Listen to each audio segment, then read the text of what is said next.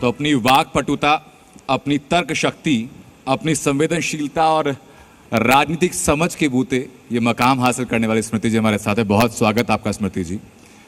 मैं बाकी किसी भूमिका के में जाऊं, मैं सीधा जो थीम से आज हम प्रोग्राम कर रहे हैं, एक भारत श्रेष्ठ भारत, और हमारा ये मानना है कि श्रेष्ठ भारत की परिकल्पना तब तक सही साबित नहीं हो सकती है जब तक हम महिला सुरक्षा को लेकर मुखर ना हो जाएं, उसको सुनिश्चित ना कर दें। आज के वक्त में एक ऐसी घटना हो चुकी है जिसको लेकर देश भर में प्रदर्शन है, लोगों के मन के अंदर आक्रोश है और सरकार से, राज्य सरकार से सवाल पूछे जा रहे हैं। सबसे पहले बंगाल की घटना को लेकर के स्मृति ईरानी एक महिला होने के नाते क्या कहना चाहेंगी, मैं वो जानना चाहूँगा। मुझे लगता है कि बंगाल की घटना के संबंध में मात्र महिलाओं की सोच नहीं है, आक्रोश पुरुषों में भी है, परिवारों में भी है।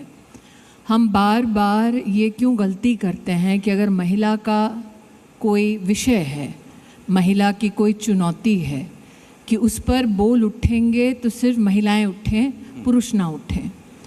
मैं एक्टिविज़म का हिस्सा तब भी थी जब निर्भया हत्याकांड के बाद देश की जनता सड़कों पर उतरी थी। तब भी महिला पुरुष परिवारों ने, छोटी छोटी बच्चियों ने भी सड़क पर उतरकर आवाज़ उठाई थी। बंगाल में भी अब आप एक पीपल्स मूवमेंट देख रहे हैं। बंगाल में विधानसभा के चुनाव के बाद मुझे आज भी याद है कि जिस प्रकार से भाजपा के कार्यकर्ताओं की निर्मम हत्या हो रही थी, बूथ पर काम करने वाली भाजपा की महिला कार्यकर्ताओं का या तो रेप हो रहा था या उनको मारा जा रहा था, मौत के घाट उतारा जा रहा था या मौत की मुकाम पर लाकर छोड़ा जा रहा था। ये दृश्य पूरे देश ने, पूरी दुनिया ने देखा। तब भी मैंने कहा था सार्वजनिक मंचों पर कि हम ये गलतफहमी ना पालें कि ये क्रूरता सिर्फ अपने पॉलिटिकल ओपोनेंट्स पर टीएमसी करने वाली है। हम ये मान कर चलें कि अगर हम वायलेंस अगेंस्ट विमेन को पॉलिटिकल एक्सेप्टेबिलिटी दिलवा देते हैं बंगाल में कि भाई आप मेरे प्रतिद्वंदी थे इसलिए आपकी महिला कार्यकर्ता का बलात्कार, उसको उठा लेना, उसको मारना, ये सामान्य पॉलिटिकल घटना है। नहीं, मैंने कहा इसका अगला शिकार सामान्य नागरिक होने वाला है। मुझे इस बात की बिल्कुल खुशी नहीं है कि जो मैंने कहा आज मैं अपनी आंखों के सामने वो घटता देख रही हूँ। फ़र्क यह है कि इस बार मात्र बीजेपी नहीं बल्कि मिडिल क्लास, इंटेलेक्चुअल क्लास और साधारण नागरिक पश्चिम बंगाल का वो खड़े होकर आवाज़ उठा रहे हैं। अभी अभी आपके चैनल और बाकी चैनल्स की खबरों में, सुर्खियों में मैंने देखा कि वहाँ की प्रदेश की सरकार इस तैयारी में है कि जो पीपल्स मूवमेंट है, जनता का धरना है ममता की सरकार के खिलाफ, उस धरने को कैसे दबाया जाए या उस आवाज़ को कैसे दबाया जाए, उनकी सरकार इसके प्रति काम कर रही है। क्योंकि जब हम, आप और हम बात कर रहे हैं, इस वक्त बंगाल की सड़कों पर एक बड़ी संख्या में लोग हैं जो कि सरकार के खिलाफ प्रदर्शन कर रहे हैं और उनको रोकने के लिए तैयारियां ऐसी हैं जैसे कोई मॉब आ रहा हो या जंग की तैयारी। देखिए, मॉब आया था, तब पुलिस नहीं थी, तब कोई न सरकार थी ना कोई पुलिस वाला था। आपके चैनल ने, बाकी मीडिया ने इस बात को देश के सामने उजागर किया कि मॉब जब आई थी अस्पताल पर और धरना देने वाले डॉक्टर्स और नागरिकों पर हमला करने के लिए, तो जनता का बचाव करने की बजाय पुलिस वहाँ से भाग खड़ी हुई और खुद छुपने लगी हॉस्पिटल में।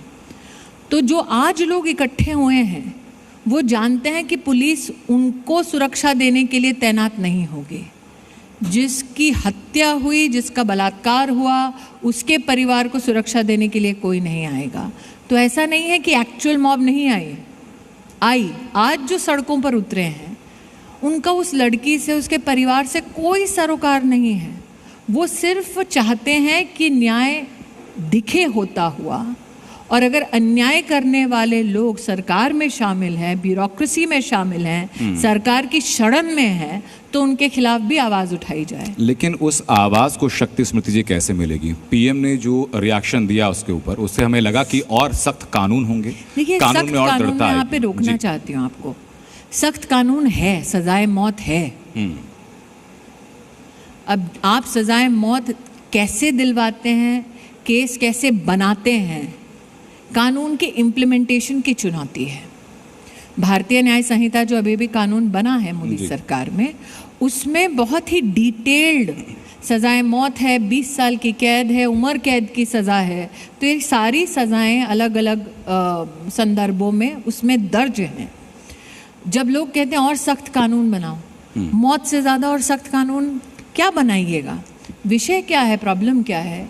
आप पुलिस इन्वेस्टिगेशन में कितनी डिटेल्ड और ट्रांसपेरेंट इन्वेस्टिगेशन देखते हैं। ये जो पश्चिम बंगाल और कलकत्ता का केस जनता के सामने आक्रोश भरने वाली स्थिति में है, वो क्यों है? क्योंकि पुलिस कमिश्नर खुद पार्टी बन गए हैं कि उस महिला को, उसके परिवार को न्याय ना मिले। क्या इस पुलिस कमिश्नर की ये पहली वारदात है? नहीं। गैंग रेप का एक और केस हो चुका है जिसमें यही पुलिस ऑफिसर रेपिस्ट को छूट मिल जाए, उसमें उनकी एक अलेजेड इन्वॉल्वमेंट है। ये कलकत्ता के हाई कोर्ट में बोला जा रहा है।